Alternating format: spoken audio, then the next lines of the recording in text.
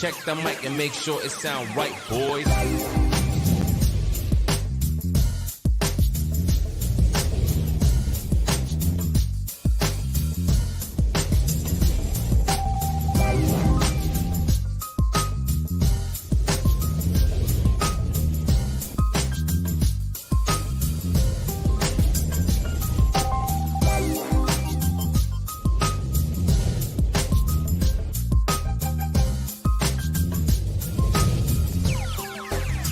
Sound right, boys.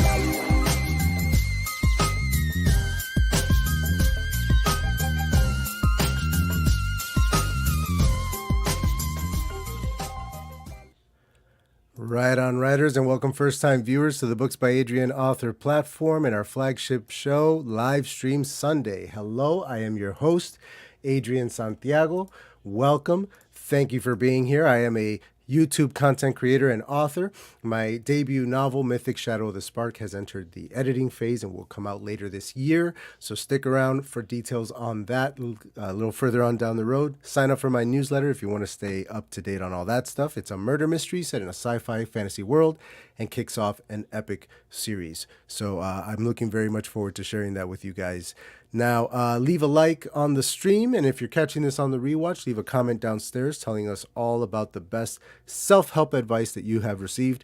And hopefully, if it's a great comment that sparks joy in everybody, we'll go ahead and share it as the comment of the week next week, since we already had one on the first show. This is a very special bonus episode. We only do one episode of Livestream Sunday typically. Today is a very special occasion. We wanted to fit in the lovely Ms Shelly Tygielski. I'm going to make sure that I pronounce that right. I'm going to ask her how to pronounce it. Shelly Tygielski. And I look very forward to talking to her. We're not going to waste too much time because there's a lot going on with her, but let's go ahead and remind everybody about the newsletter as well as the Tuber Book Club, where we read books by other author tubers and discuss them live and then review them afterwards. We are currently reading Nightmare Tenant by Richard Holiday, and we look very forward to talking about that on the 24th of May. We're going to be doing the prologue through chapter 13 and then the rest of the book 2 weeks after that. All right, all the links are downstairs. For our guest today, Shelly Tygielski, let's go ahead and bring her out and not waste any more time. Here we go.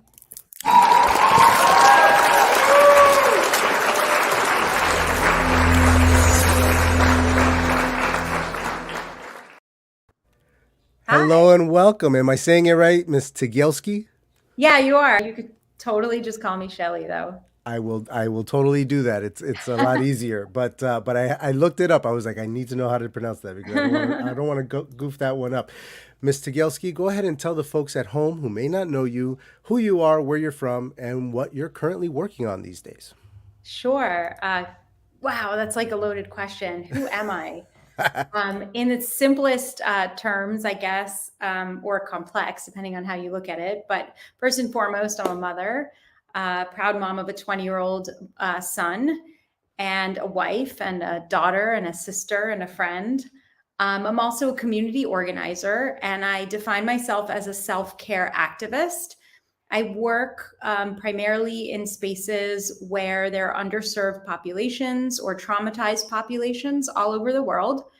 So some examples right now in my life, what's present for me now in my life is the work that I'm doing overseas. I just came back last month from Poland, from the border of Ukraine, and I'm still very much working with the Ukrainian refugee population, working with the Palestinian refugee population, Syrian populations. And here in the United States, I work with victims of gun violence, which is unfortunately a growing population here in the United States on a daily basis. And, I came out of retreat this weekend to just learn of, the really tragic shooting that happened in Buffalo, New York. And so this is like an everyday occurrence in this country, and that requires trauma-informed healing for sure, but also ongoing self-care and communal care. I completely agree. I live in Gainesville, Florida now, but I'm from Buffalo. I lived there for a very large part of my upbringing, and that news hit me really hard. Yeah. I still visit up there very frequently. I'm going up there in July to shoot some videos for a project that I have coming up, and I don't know, it weighs really heavy on me what's going on up there right now. Yeah. And like you say, it seems like a daily occurrence these days. My children are homeschooled because they have to do shooting drills now. Like I Yeah. don't like we're homeschooling. So there's a lot of healing to be done for sure, and I can't wait to talk to you about all that kind of stuff because it weighs heavy on all of our minds these days. Yeah. I wanted to say hello to the chat. We have Cool Gamer in there. Hello, what's up, dude? Good to see you. I know that I've got a couple people who are going to be coming in a few minutes as it's an unusual time for us. Thank you so much for making the time to be with us today. We're going to go ahead and dive into our topic of the day and then move into the interview from there. Here we go.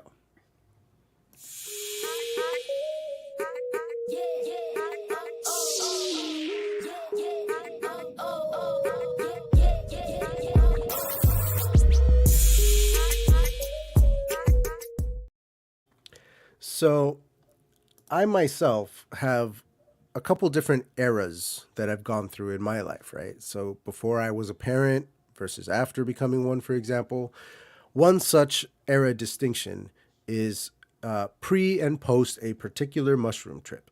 I don't know your Mhm. feelings on that. I'm just sharing a story.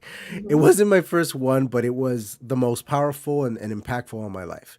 And it forced me to look inward at myself. And over the course of a few years, not a switch that flipped overnight, but over the course of years, to make big changes to my life and to myself as a person, to grow and to be a better person, a better husband, a better father, a better son, etc. Now it's been years, and that look inward is still going on. I'm Mhm. still doing the work.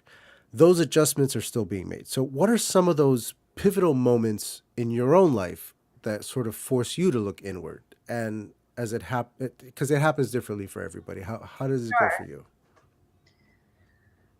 Well, I mean, I think first of all, as you mentioned, going inward is not. There's no finish line, right? There's the continual pursuit of improvement and growth and expansion.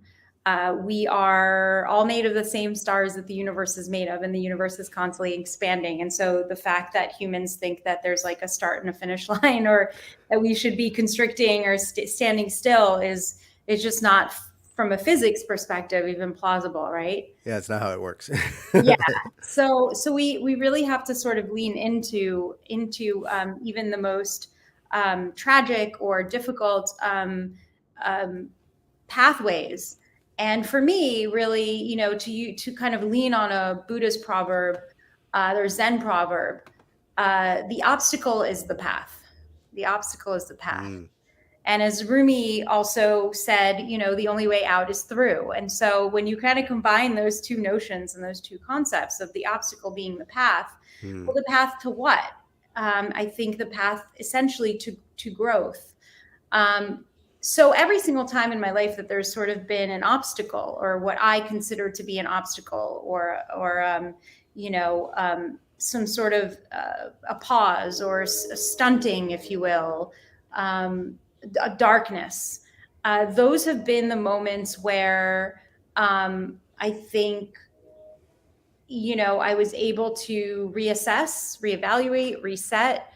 And what may have seemed really horrific or tragic or, horrible at the time, most of the time ended up being something that really a launching pad for me, or sort mm. of a springboard into something else, or something that I could carry with me into sort of this next phase of my life, and maybe even be more relatable to a whole subset of a population that I maybe wasn't necessarily able to connect with on the same level before. So a perfect example of that would be, I have an autoimmune condition that causes blindness, and I'm Whoa, actually blind in my left eye, and I'm losing blindness in my right eye. I was diagnosed with whoa. this disease when I was 27. So sorry to hear that. At such a Well, young no, age, too. actually.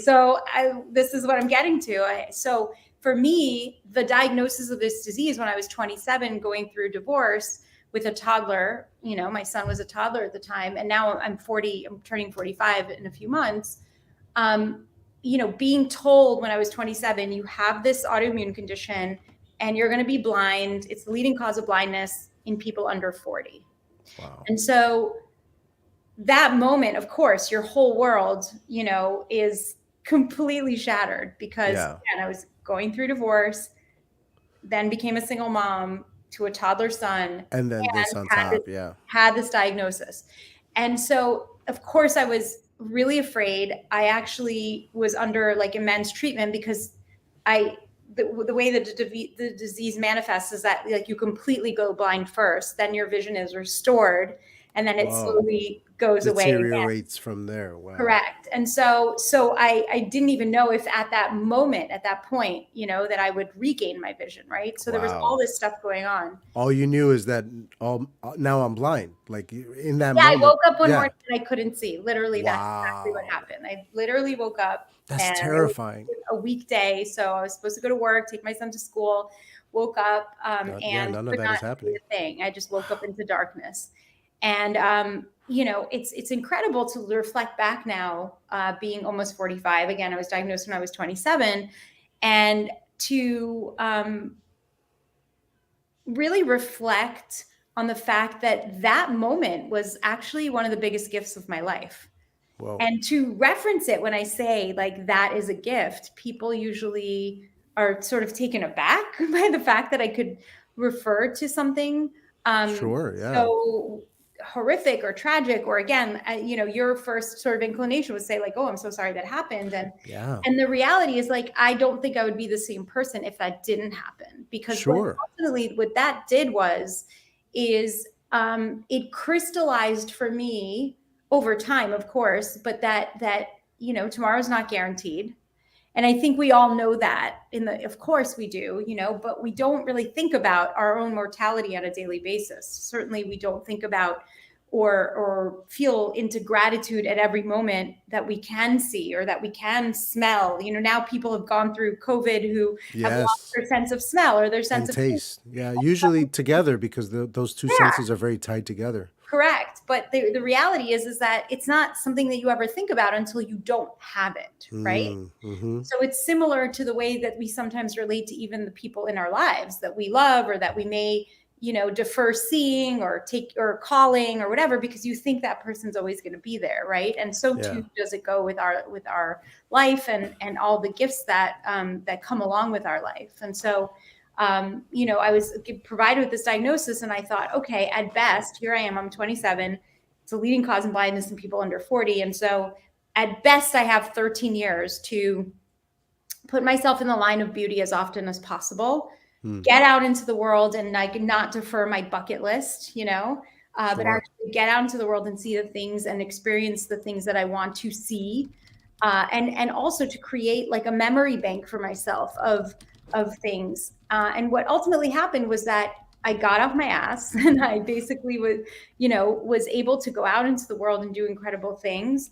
And I also really have spent so much time noticing the beauty in the most mundane things that I probably would have just glossed over, things like studying, the creases in my mom's eyes, like in her wrinkles, and looking at the way that the sunlight hits my son's eyelashes, and so on. So things that like usually you don't necessarily try to create this sort of database or a memory bank in your mind of, but now there are things that you never want to forget. Those are the things that you're focusing on now. But we don't necessarily notice those things, when we're kind of flashing through life and life just passes us by. And so I lean on as well, the great poet, incredible Nobel laureate poet, Mary Oliver, who said, and she wrote in a beautiful poem titled "The Gifts of Sorrow." And she writes that someone once gave me a box of darkness, and it took me years to realize that it too was a gift. And really, that's how I relate to these moments of my life, whether it's that moment or many other moments that I've had that have been just the kind of like those turning points that have crystallized for me what I want to be present with, how I want to be spending my time, and what my values are. And so, how does that then translate into the idea of sitting down to rise up, Mhm. the basis for that particular book, Yeah. and that whole idea? So the book actually was born out of a frustration. So first of all, I like to backtrack. I've been a meditator for over 20 years. I started meditating in the late 90s when I was a graduate student in New York. And I was fortunate enough to stumble into Tibet House, which was like a newly formed community Hmm. that really was celebrating Tibetan culture, which at the time, as you know, like the Dalai Lama was, excommunicated and There was a whole lot going on back then. Yeah, yeah. correct, and still to this day, but Sure. but really like to preserve the integrity and the culture, Tibet House was formed. And I wound up, fortunately, being introduced to meditation with one of the greatest master teachers, Sharon Salzberg, Hmm. who is considered by many to be the mother of modern mindfulness and modern meditation here in the Western world. Okay. And so for years I was a meditator, and used meditation as a private practice just to help with my autoimmune condition and with flare-ups, but certainly also I think it really kind of was a superpower that I had also in the business world, because I spent 20 years in the corporate world, and so it allowed me to sort of just cut to the chase and like not get caught up in the daily stressors, and really sort of hyper focus and really be productive, as well as be present with my employees and my teams, to help create that mentality of like we're all in this together. Sure. And so, fast forward in 2015, I accidentally started a meditation community. And I say accidentally because I had been meditating on the beach in South Florida for many years at that point.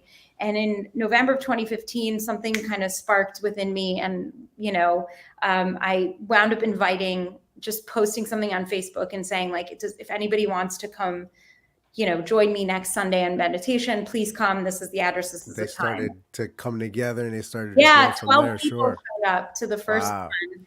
And it was people that I knew, people that I was friends with on Facebook. And something really remarkable happened. That meditation community grew from 12 people to 15,000 people, and at its height, and which unfortunately had to the gatherings had to end during COVID, of course, in Sure. March of 2020. But, you know, I left the business world about a year after I started that community. I was still very much running a company, had a fiduciary responsibility.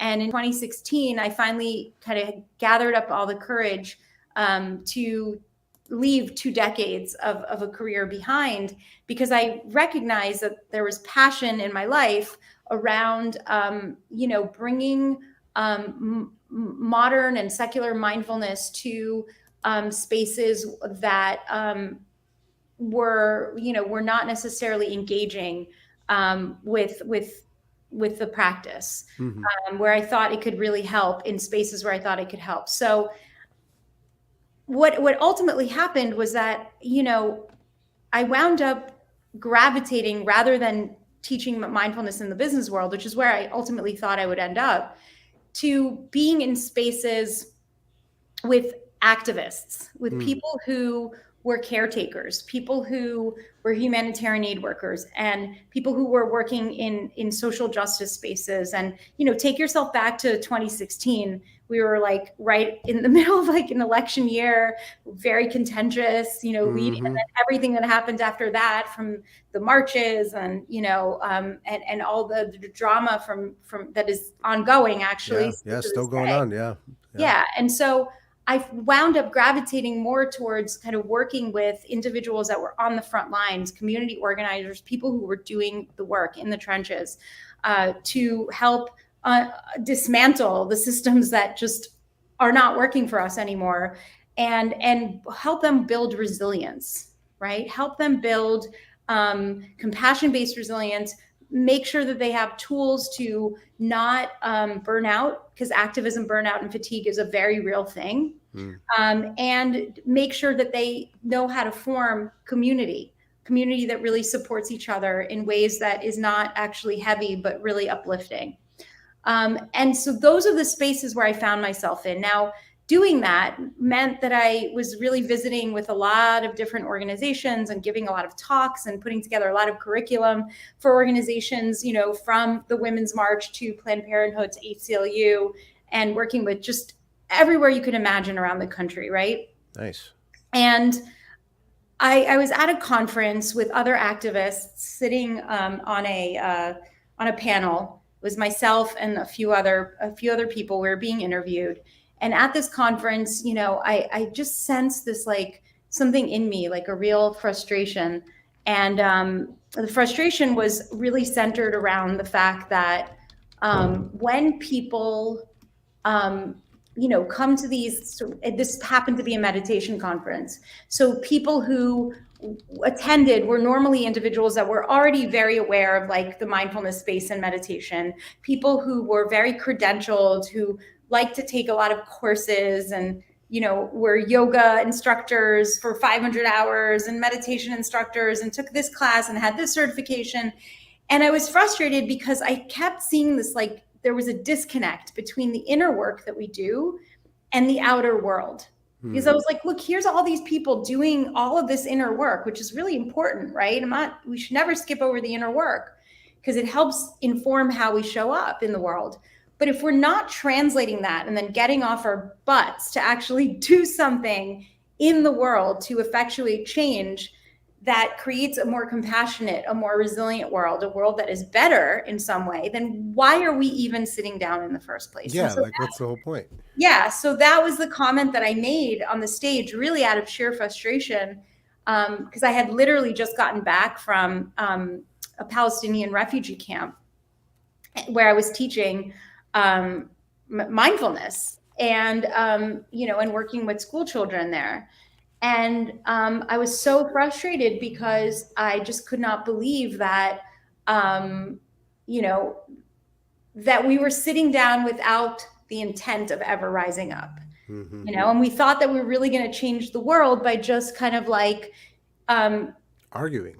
Well, not even arguing, but just kind of like offering energy and holding space. And it's frustrating because I'm like, no, you like, have to actually do something. Correct. And it's the same frustration when we hear politicians who just offer thoughts and prayers. Well, it's not going to be thoughts and prayers, with all due respect, that changes things. Yeah. I'm not saying you can't also offer that, but what I'm saying, thanks for the thoughts, but yeah, also thoughts how about and some prayers, action? but then action and change are what needs to happen, right? So, well, you know, I was going to ask or rather, what was coming first for you, if it was the activism, the writing, the self-help stuff. It sounds like it's always been all sort of a part of everything. It sounds like you've always kind of delved in all sides of that very actively.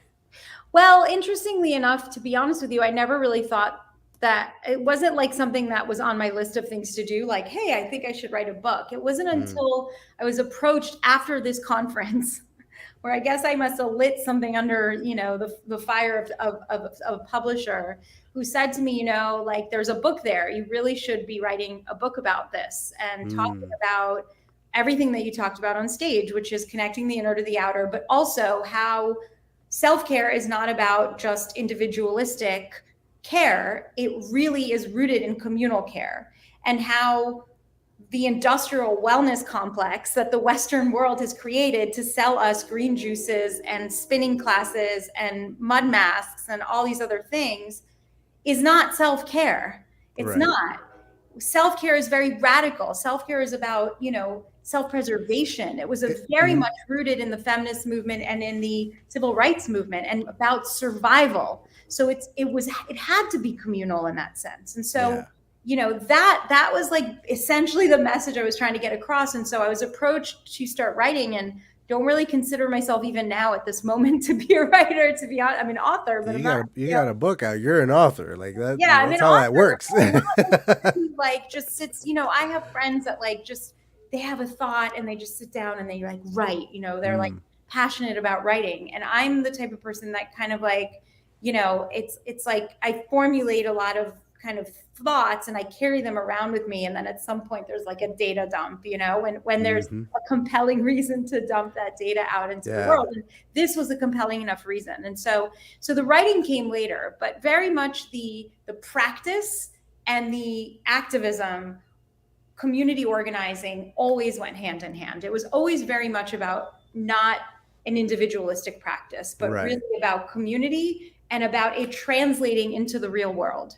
Like in other words, not just about improving yourself as a person, but doing it so that you can contribute to society and your your community around you in a positive way. Love it. Right. So the way I look at the problems of the world, because people obviously are very daunted by the problems of the world today. They're right. I mean, there's wars, there's famine, climate change, there's mass shootings. I mean, you name it. And we're very easily distracted. Everybody's talking about Johnny Depp and Amber Heard when like the most ridiculous things are happening everywhere now. Right. Exactly. Yeah. I mean, there's just so much, and it's information overload. Constantly. I'll bet you anything that this Buffalo thing is off the news within the next 2 days, but Johnny Depp and Amber Heard is still on. Yeah, well, I mean, I agree with you. I mean, listen, the Ukraine was like a thing, and then the war, and then refugees, and then suddenly, Will Smith slapped Chris Rock, and everybody was on that, and the news wasn't even like talking about Ukrainian refugees. So that's right. You're right. I mean, we're humans who act like yellow Labradors chasing tennis balls. Squirrel. I agree, exactly. But the point of the matter is that the way that I look at the problems of the world, and the way that I think I try to break it down for people, is that you don't have to go out there and like fix the problems of the world. It's not your responsibility. It's not one person's responsibility. So first of all, dial it back, right? You should never. You're not going to single-handedly save the world. Well, so of course, one person always makes a difference. And there have been people historically who have started a movement that then like became, or an action that became a movement. And so, but the action, you have to start the action. You don't start with a movement, right? You start with just the action. And so there's a beautiful, concept of like, tend to the area of the garden that you can reach. That if every single person just tended to their own circle of influence, rather than looking at the problems of the big world, if you look at the problems in your own microcosm of a world, your own ecosystem, your own garden, right? In your household, around your Thanksgiving table, in your community, in your neighborhood, on the floor of the building where you live, in your school, et cetera, et cetera, et cetera. Those are your circles of influence. And we have the opportunity to impact those circles of influence because they're within our reach. They're within our influence.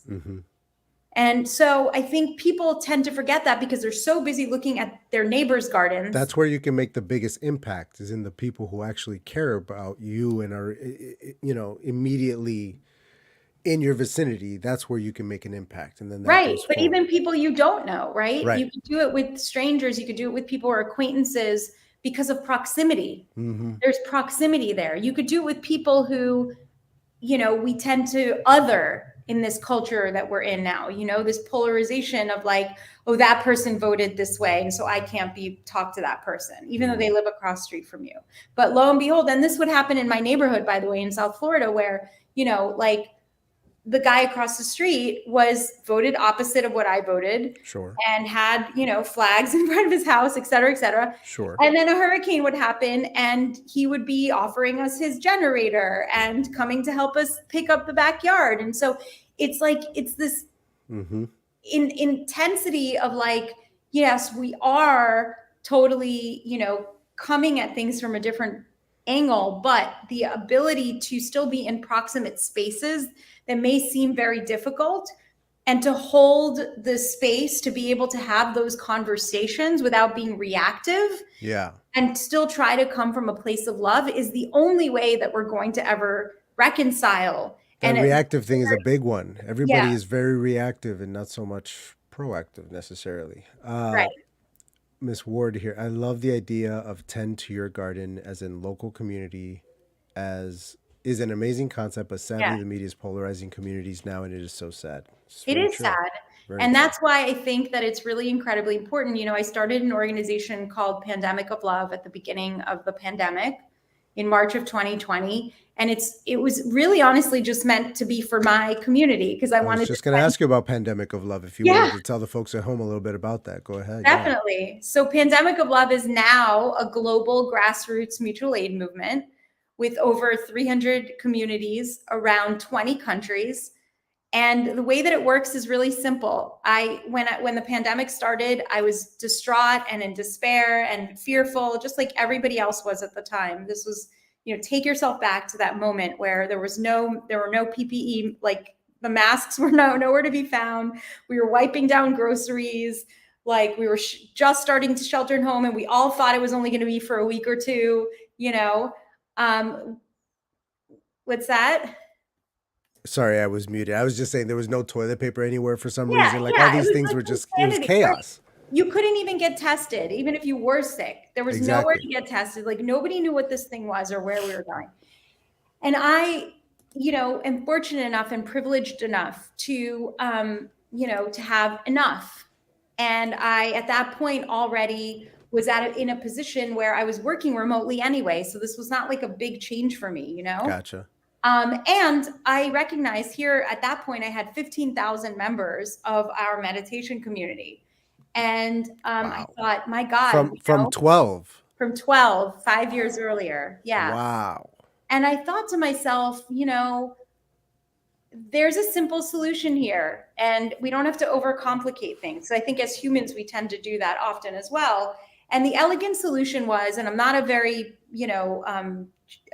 technologically savvy person, is I put up 2 Google forms, one that said give help, one that said get help. And the forms had 5 or 6 questions like, what do you need? How much is that going to cost? And, how can you be reached? Things like this. And I put up the 2 links to the form on my Instagram and Facebook, again, thinking it would only go to my community. And I woke up the next morning and I was shocked to see that there were hundreds of people who filled out both forms. And not only from our community, but people from like all around the world and back. That somehow these forms, pun intended, went viral. And, and it was great because what happened was people started reaching out to me from all over the world to say, how do we replicate these forms? How could we do the same thing in our community? And so I think the genius, and like really not my own genius really, but just like how it wound up working out, was that initially I was going to, kind of take from one person and then give to another person. And then I realized when we had such a volume, I was like, oh, that's going to take forever. Like I can't do that. And we're in a time of disconnection. And so how do I connect people and create that proximity between people in a community that don't know each other, that are strangers, right? And maybe very different from each other. So basically the way it works is person A, let's say, wrote, I need a utility bill paid. Person B is in their community and they say, I can pay up to $300 of a utility bill. We connect the 2 of them and the donor drives the bus. So the donor's making the decision how they want to reach out to the person first, by email, by text, by phone. But the point is that the 2 entities have to connect. The 2 people have to have a human connection. They have to have a conversation in order for a transaction to occur. And what's really beautiful is that there's so many stories of connection that have come out of Pandemic of Love, which is still going on today. To this date, 2 years after, we started this, we've connected over 2.3 million people.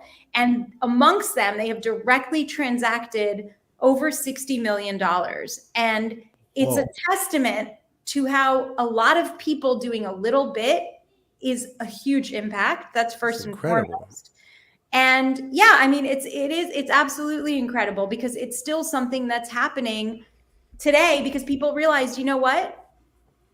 They realized 2 things. First of all, they realized that just because the pandemic is, quote unquote, and at the tail end, depending on whatever, right? Depends on the state you're in as well. It's over. Yeah. So, well, yeah, you know, our Florida declared it over like in November of 2020. So it's been over in Florida since then. But yeah, I mean, you know, people are realizing like this is a model, a mutual aid model that can actually work all year round. Like it doesn't have to be a crisis, you know, that we should always be transacting and helping and creating these redistributions of wealth wherever we can. And I define wealth very loosely. People think wealth, they think money. I'm not talking about money exclusively. You know, wealth can also mean like people suffer from time poverty. People suffer from data poverty. People suffer from all sorts of poverty. And there are people who can actually assist with that. So it's really beautiful to see how, you know, when you create these mutual aid communities that Pandemic of Love has been able to enact, that every person that's in the community is valued because every person, regardless of their socioeconomic status, has something they need and something they can offer, right? Yeah. And that's incredible. So many people, you know, will talk trash about social media or the internet in general. And every time they do, I think about stuff like this because it's like, that was not possible before. No. You could not have connected these people in this way before the internet, before social media. Correct. Now there are people with money helping people without money. Yeah. That was not a thing. I've never heard of such a thing. No, it's amazing. It really is. I am, for that reason alone, still on social media. Like I don't use social media to like, you know, and it's fine for people who are interested in other, you know, food and plants. Yeah, sure. You know what? I have an Instagram for this. You know, I use it for this. Whatever brings people joy. But like, I really try to exclusively use my platform to either communicate, you know, messages of hope and to amplify extenuating circumstances of people in need. So for those individuals that need like thousands of dollars to pay for like a surgery or like have 6 months worth of rent that's due, et cetera. So I elevate those stories on my social media platform to assist people in that way. But yeah, it would not be possible, all of these incredible acts of kindness. And I do also want to say, Adrienne, that you know, Pandemic of Love is not a nonprofit. We've resisted becoming one, actually. Okay. We have been called by Forbes a nonprofit disruptor. And I love saying that because really we are disrupting the nonprofit philanthropic complex, the industrial complex of that. Because even philanthropy has become industrialized, has become, you know, like a gig for people. And it's just like, that's not what it's there for. So really mutual aid is about solidarity and not about charity. It's about how do we come together in solidarity to lift each other and recognize that when every single person in our community has enough, then there's true equity. And that's a good starting point. Beautiful. You know, normally on this show, I separate the live chat Q&A until the end of the show. But because of the nature of this conversation, I'm going to start throwing up some of these questions because I feel like they're going to go to some good places. Margaret was asking, do you find the transition from that corporate climate to your life now to have been an easy one or a crazy roller coaster? What was that like for you? Well, first of all, life is a roller coaster. That's Thank you. So it goes without saying that every transition in your life, to motherhood, from, you know, when you graduate school into middle age, and I'm sure I haven't been there yet, but when, you know, God willing, when I become a senior citizen as well, it's probably going to be a roller coaster. So it was very scary to make the leap for a number of reasons. First and foremost, you know, even as a meditation practitioner, you know, we work on the ego. We work on kind of checking our ego at the door and like, you know, reminding ourselves, as my friend Mark likes to say, that our ego is not our amigo. And, you know, I think I like that. I'm going to use that. I'm going to use that. So, you know, I think that, what's really interesting is that I recognize I had the tools of self-awareness that were really bestowed upon me from 20 years of meditation practice to recognize that my identity was so wrapped up in my corporate life, right? And that afterwards, when people would ask me a question like, so what do you do? Like I'd be at a networking place or a party, I felt like I had to like explain, like I wouldn't just say I'm a mindfulness teacher or I'm a community organizer or, you know, whatever, I'm a self-care activist, but rather I would say, well, I was in the corporate world for 20 years. I feel like I had to like explain how I even got here. Yeah, where you were, where you came from, like how all to of a like sudden sort you're of here. validate that I'm not just like some hippie meditation teacher, you know?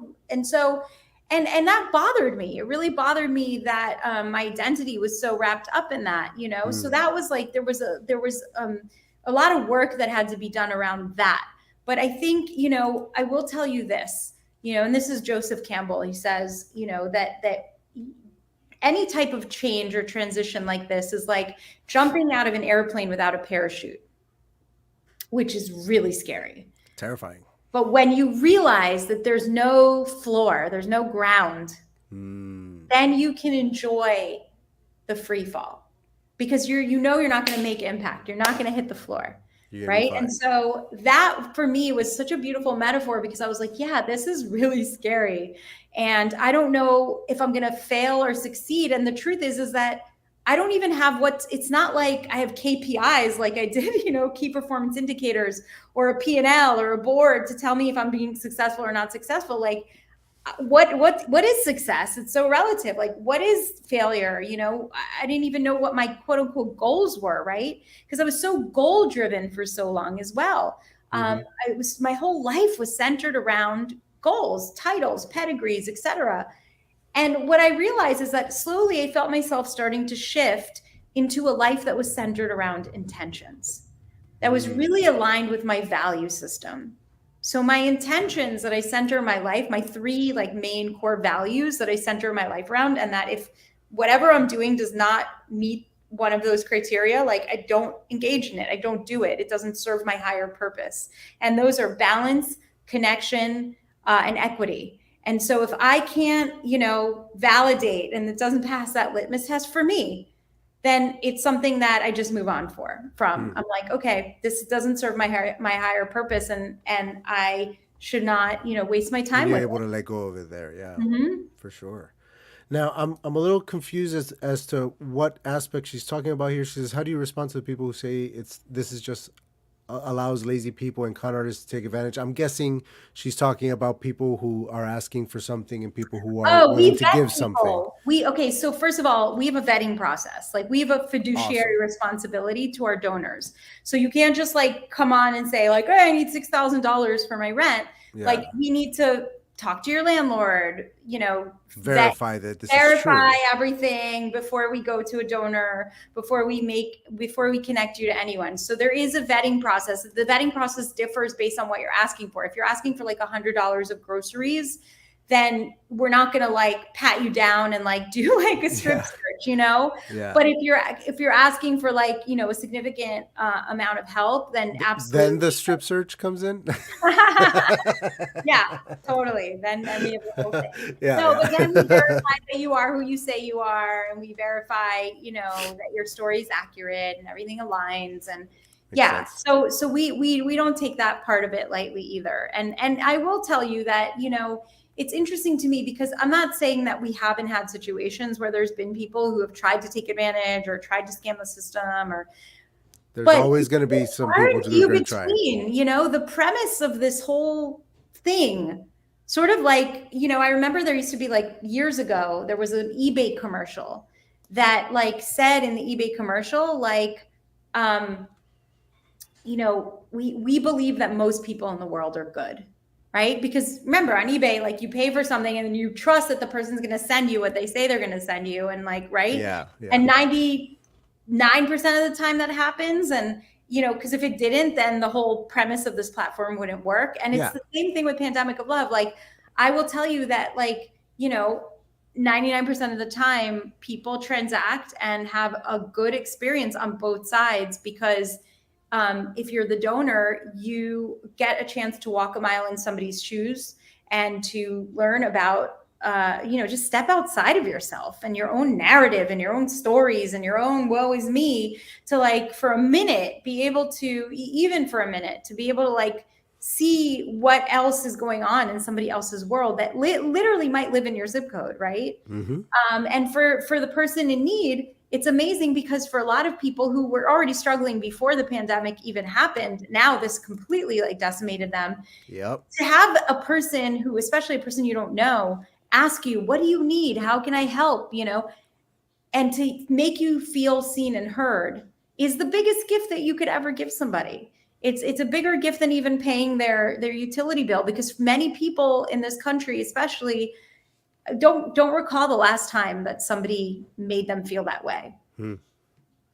Yeah, for sure. It's interesting how like the entire world went through a very traumatic experience together very recently. And again, something that the age of the internet made possible, because if, you know, there Right. have been pandemics before. Yeah. But for us to be able to communicate with the whole rest of the world at the Mhm. same time and be like, oh, it's happening everywhere. We're Yeah. all in this same thing together right now. Yeah. It's a very unifying thing, and yet apparently very divisive as well. It's very, very fascinating how that works out. I wanted to ask, how many books have you written? Because your Amazon page is rather impressive. I've actually really okay. Yeah. I'll go take a look at it. I don't know how many. I've only written one book, but I've Just that one. recorded 4 courses. That's what it is. With Kindle, with not Kindle, with Audible. Right. And I recorded them during the pandemic, so they're like, you know, mindfulness for first responders, and That's what I was seeing. Yes. like Okay. that. Yeah. So I've Gotcha. only written this one book. I actually have another book that's coming out next year that is about the prerequisite work to anti-racism work. And I'm co-writing it with Justin Michael Williams, who is a Interesting. Black gay meditation teacher. And he and I have been teaching this curriculum for the last 3 years. So it's solid and it's really sound. And we've had people from every, you know, biology, gender, race, caste, etc., as part of the course and part of our focus group. And yeah, so I'm really excited for that to come out, because I think it's going to help change the narrative. That sounds awesome. That sounds like a really, really fascinating read. I can't wait to dive into that. Thank you. Yeah, for sure. Now, what's all this about President Biden hyping you up? Tell us a little bit about that. Well, so President Biden, you know, I got a surprise like phone call from him and from Dr. Jill Biden, and they wanted to thank me for the work that I was doing for Pandemic of Love. And, awesome. you know, basically, you know, I spent 20 minutes on the phone with them, explained to them the process and how it works. And they were just really fascinated by, you know, the ability to kind of create a platform that gives people the opportunity to do, I think, you know, to really be like what, as he said, the heart and soul of America is about. And that's like really kind of lifting each other up. And so it was really cool. And I've continued the relationship with Dr. Biden specifically, you know, and was sent them the book when it came out, which was really a cool experience. And,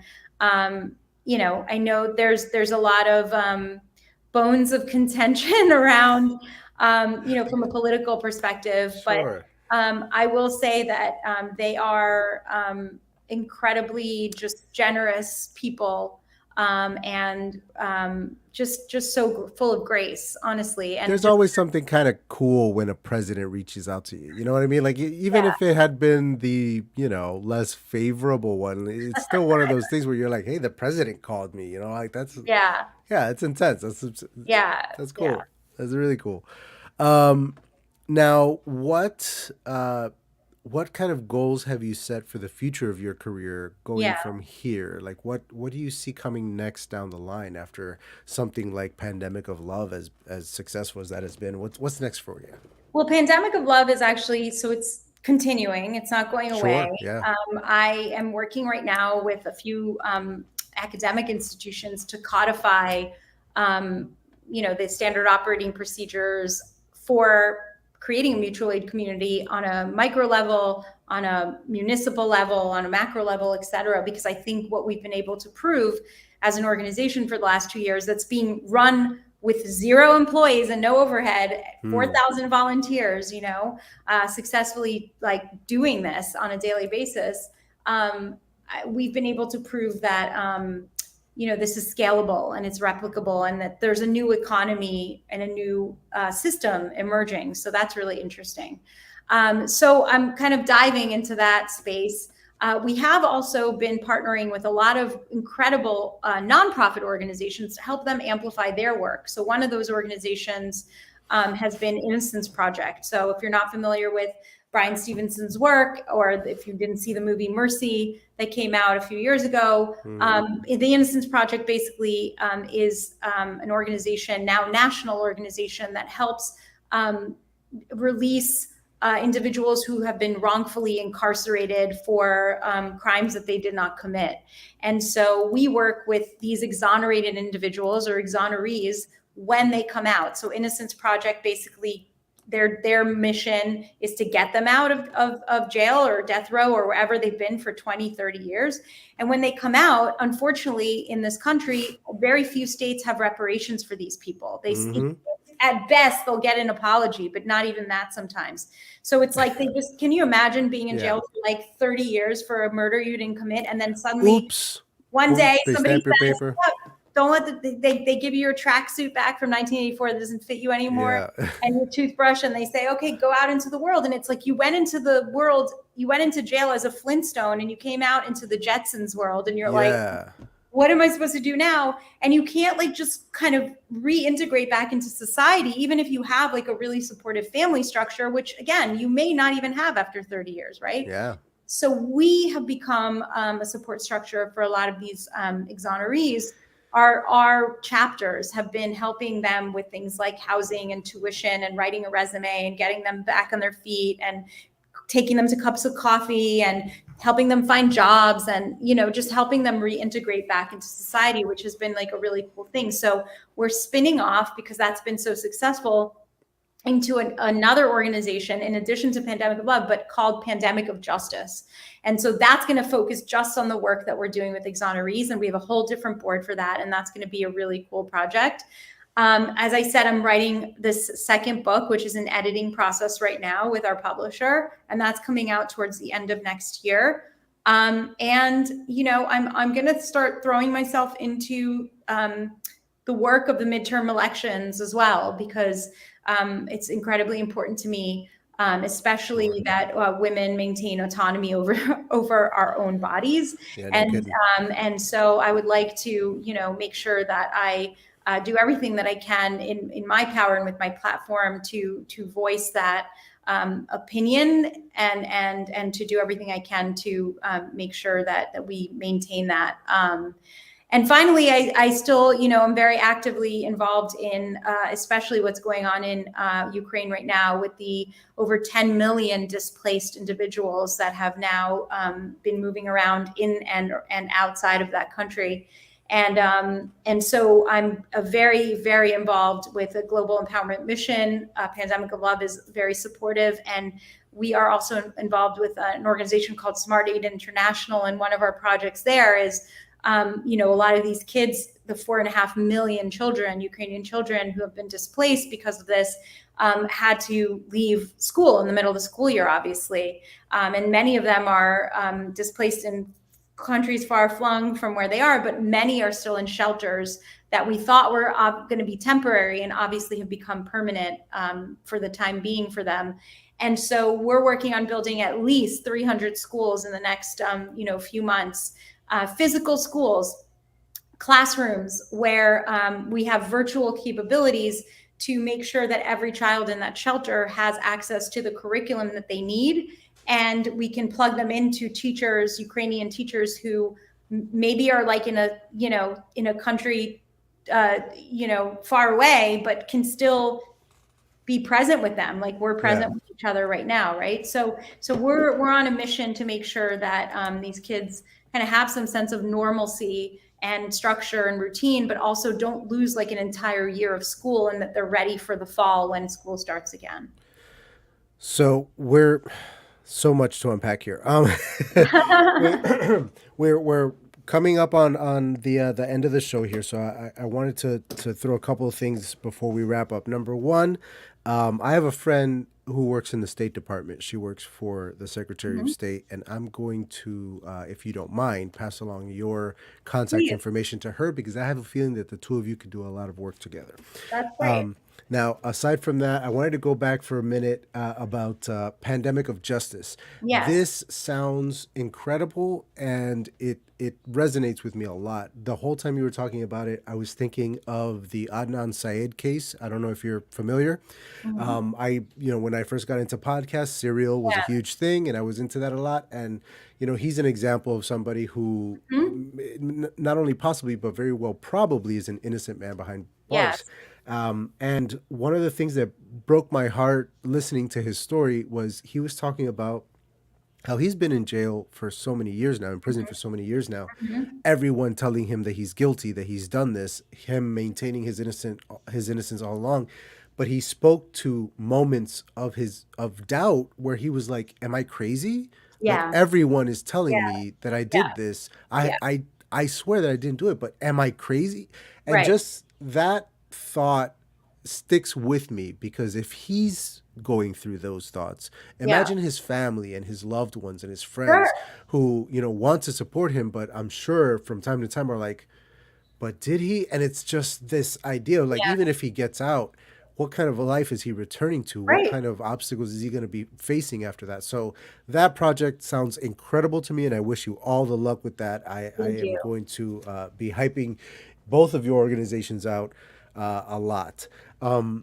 Ms. Tygielski, we're going to wrap it up here in a minute. If you would like to just say goodbye to everybody, I hope let Sure. them know where they can find you or what Yeah. you have coming up immediately in the future. Definitely. So, well, you can find me on Instagram. I'm really mostly active there.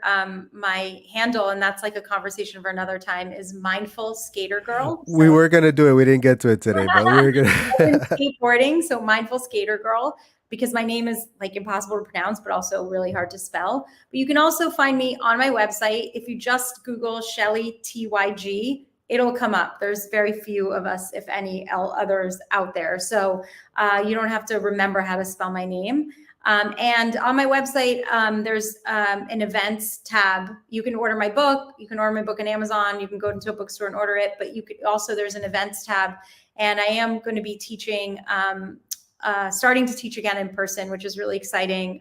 Starting this fall at Omega Institute in Rhinebeck, New York. I'll be at Esalen in Big Sur, California. I'll be in many other places and institutions around the country where I'll be teaching. And what I will say is that I make sure that at least 50% of the people who come to my workshops are on scholarship, so that there's no barrier to entry. So there is that kind of Tom's Shoes one-to-one model. So if you cannot afford to come to something, but you'd like to, you can get in touch with me via my website, and we can make sure that you are taken care of. And last but not least, you should go to pandemicoflove.com if you want to help somebody in your community, or if you need help with something, or you know somebody who needs help. And we will hopefully be able to, assist you with that need. Beautiful. Thank you so very much for everybody at home. All the links that she's talking about are in the description downstairs, so go click through those. And if you can lend any support at all to these incredible projects, please do. Ms. Tygielski, thank you so very, very much Thank for you, being with me Adrian, today. and There I'm was so much excited more. for your book. Oh, well, thank you very much. Mine is just, like fantasy, fun stuff. But You're you doing need work out there. You need to get like out sometimes of the real world too, so that Of you. course, there's that escapism too. Yeah, Yeah, that's very part important. of a part of mental health. I believe Totally, very strongly. agree. Awesome. Thank you so very much again, and I hope to have you back on because there was so much else I wanted to cover with you, but this hour flew by. Yeah, I really did. Until next time, Ms. Tygielski, thank you so very much. Everybody at home, thank you. Like, comment, subscribe, all that good stuff. And I will see you all next Sunday with Natanya Demechilo, who is a 14-year-old who just published her first novel, Wow. making me look like a chump. So let's go talk to her about work ethic and overachieving, because this kid is just on another Wow, level. that's incredible. Yeah, she's incredible. We'll see you guys next Sunday. Thank Right you. on, writers. We out. Bye-bye.